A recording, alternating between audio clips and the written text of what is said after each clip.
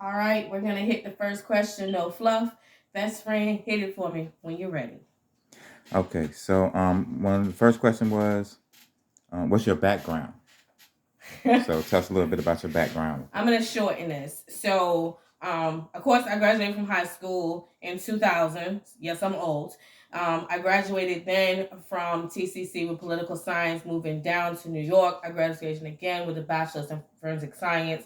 Then I graduated in forensic pathology. Then I moved on to CNU, where I graduated with early education and criminology. Then I moved across the water to say bye bye to everybody, and I did degree in childhood development. I did childhood psychology, and I've done childhood milestones. So, plus I'm a mother of three. I'm a godmother of 23. I'm a sister of so many of nieces and nephews, and I got so many kids running around there who call me grandma. All right, good. There you go. All right, so question number two. Um, okay, what is your teaching psychology? My teaching philosophy: Yeah, every child is teachable. Your child is teachable. No child left behind. There is no child really that is good. unteachable. My teaching philosophy is old school meeting new school. The old school is if you can pick up that book, if you can get on that street, if you can throw that basketball, you can read Dick and Jane. Right. Okay, great. So, question number three. What makes you different from, like the average teacher or educator? What makes you different? Hello. I don't change. You see me like this. I'm like this with my kids. I'm like this with everybody. I don't treat your kids different the way I would treat my kids. My kids are very important to me. Go for my kids. I'm like Liam Neeson, don't take it. That's exactly the way I'm going to be for your kids. I don't change for anybody. The raw me is what you see. You can love me, you can hate me, you can not even respect me, but I guarantee you what, you're going to have to respect what I have to say because I'm never going to change. Okay. All right. Yeah, we got a lot of presto changers out there to tell you one thing. As soon as you cut your eye, they be doing something else, right? Exactly. Okay. So, next question. So how would you make a difference in this industry?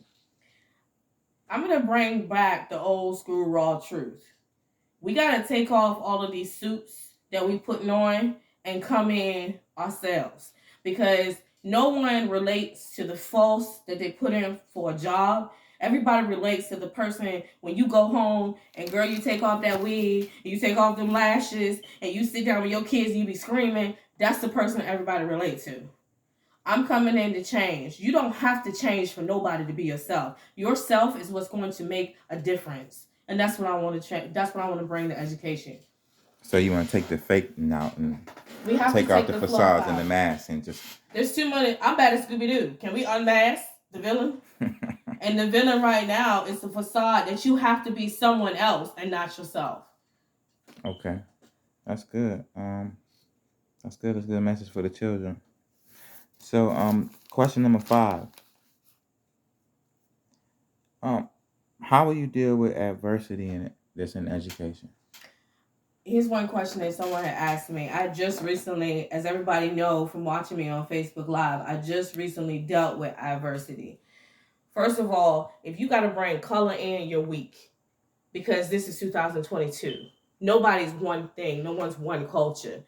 If you're gonna bring adversity to me, then I'm gonna meet you with knowledge. Knowledge is power in the ways of ignorance can't flourish in knowledge. So if you got the truth, nobody can beat you down with a lie if you got the truth. That's what my grandmother showed me. So as I go through busting down a whole bunch of people that's about to be upset with me, because I'm gonna show you what to do to help your family flourish. Get rid of the phoniness and get the realness back. Okay. Okay. So basically, you're saying the biggest part of adversity in this industry is all the phoniness. It is. Yeah, because they fool parents and we have They our kids fool. somewhere that's not Let good. me tell you something. People get in this business to make money. I don't care whether you got a daycare. I don't care whether you got homeschooling. I don't care whether you got a college. They make money off of you. The people who care about the people are the ones that make the clean money. It's just like the streets. It's the streets in the opposite way. Everybody in there doing things they have no business.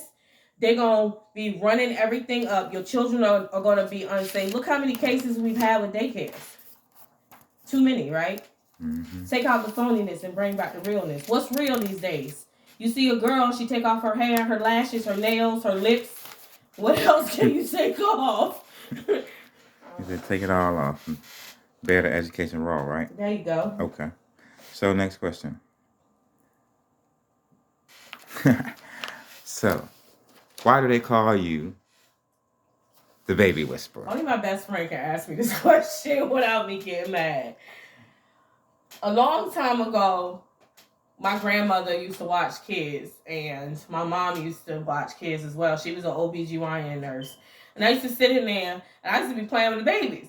And I'd be sitting there talking and everything else, and they'd be laughing at me because I'd be actually doing baby talk. So my grandmama thought it was a good idea when her friends came over that she could, sit you in the middle of the little babies while they eating stuff, and she'd give me a candy bar and say, keep them busy while they doing so they could be playing bridge or something. My mama always watched children, and she always put us in there. That would help us not have children in our early years. So I've always loved to run between the kids. To be honest, I'd rather deal with a child than an ignorant adult. Because at least a child, you can teach right. An ignorant adult, you have to knock them in the head till they get it. So they've been calling me the baby whisperer since I was 5. Unfortunately. And then, like my best friend, he don't know what to say. I'm just a big old kid. But I love kids. They're the building blocks. What would we do without our children? We were children once. Right. Okay, good answer. So, here, let's see this next question.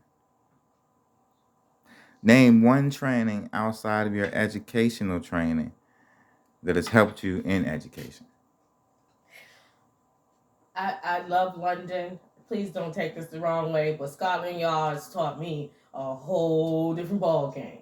When I paired with Scotland Yards in my Homeland Security days, let me tell you something. To see child psychology in a different culture will change your life. So for every young person that say that they know what's going on in the world, I encourage your parents to give you a ticket. Give them a ticket, not even for a week. Give them a ticket for 3 days and ship them over there and let them know.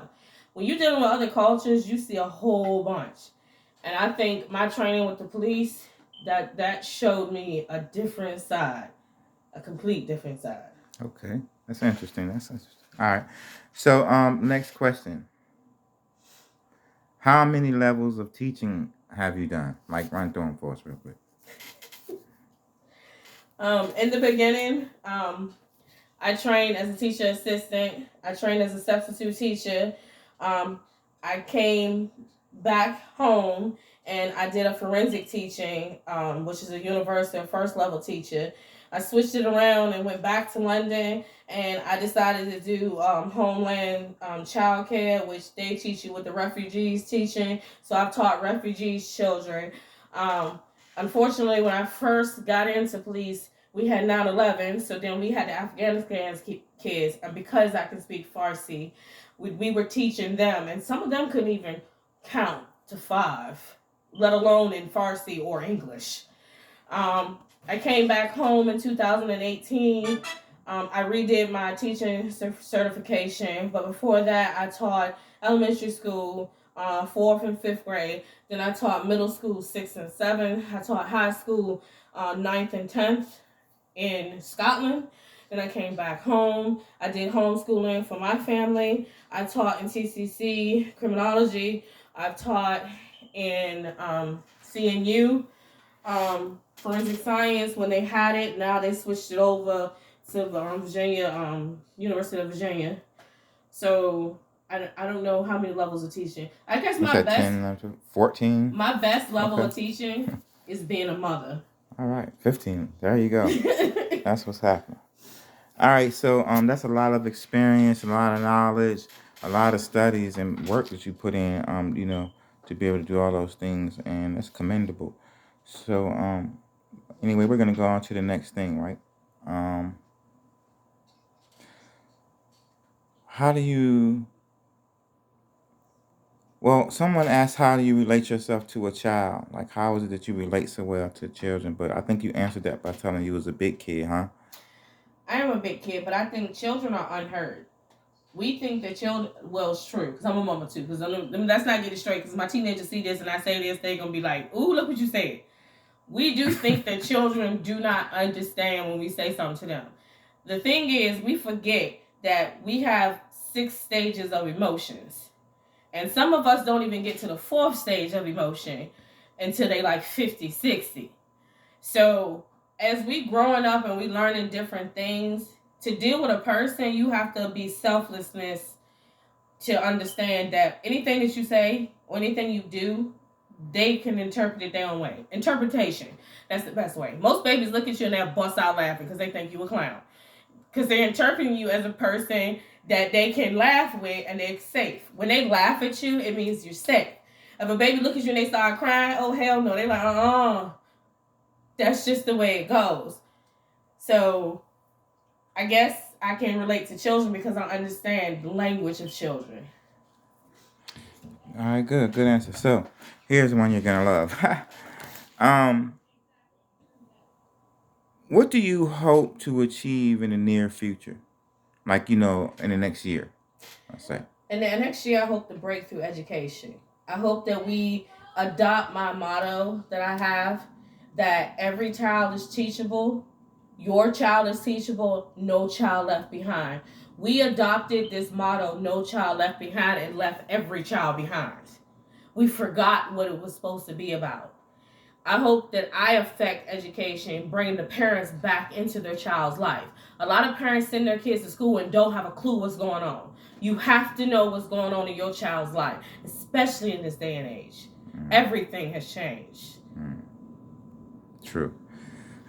So, okay. With that being said, what do you hope to achieve in maybe say the next 5 years? In the next 5 years, I hope to be a dominant force with the Baby Whisperer movement for teachers and educators. Teachers and educators are the most stressful job that you will find, and they're the most lowest paid. There's a basketball player, no offense, y'all still hit my like, but there's basketball players out there that make more money than a person that's raising your child, helping you raise your child. There is something wrong with that picture. It's been like that since I've been growing up. But I'm hoping as we moving forward into the new age, that y'all understand that the new age needs the educators and the teachers. They need help as well. They need people to back them as well. They need to understand that they are important as well.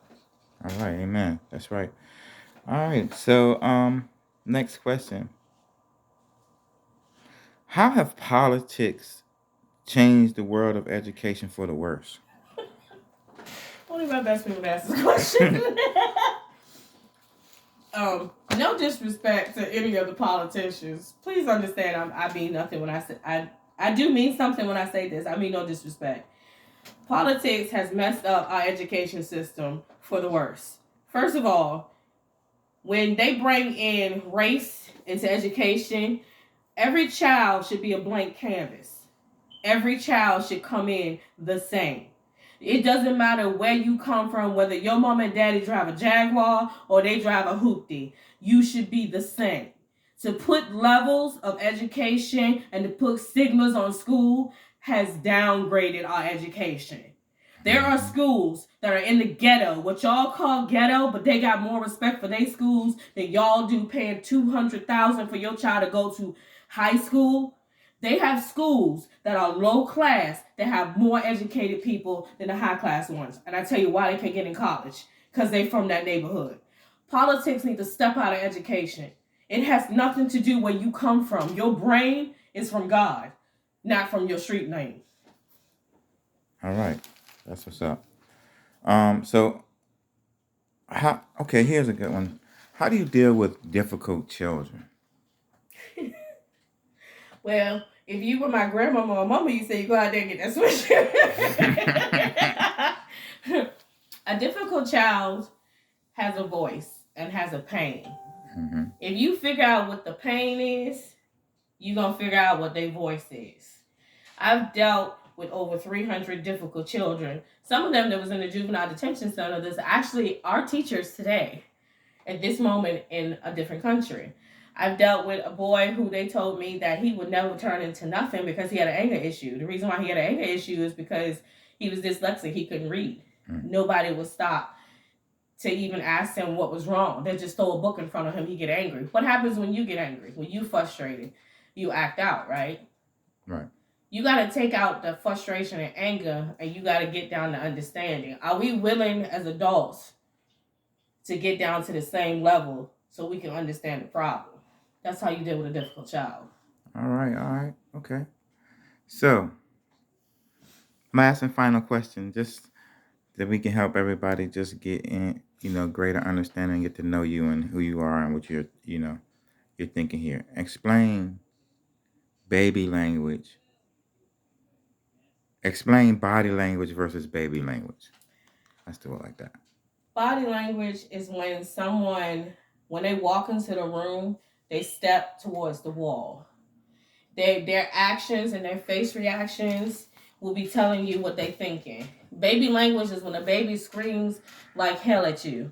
The baby will roll themselves on the floor so everybody will stop. And you ain't gonna beat me because we in the middle of the grocery store and everybody see me throwing a tantrum. Baby language and body language is the same. The reason why it is the same is because both of them are unspoken, ununderstood words that nobody pays attention to anymore. All right, so what you're going to teach us how to pay attention, huh? I plan on teaching you how to pay attention, to understand, and to take out your frustration. Because how many parents now are frustrated? We in COVID. We've been in the house 24/7. God knows when we can get out, we're going to be happy. You know what I mean? So I got 3 lines for you. What's my 3 lines? Every child is teachable. Your child is teachable. No child left behind.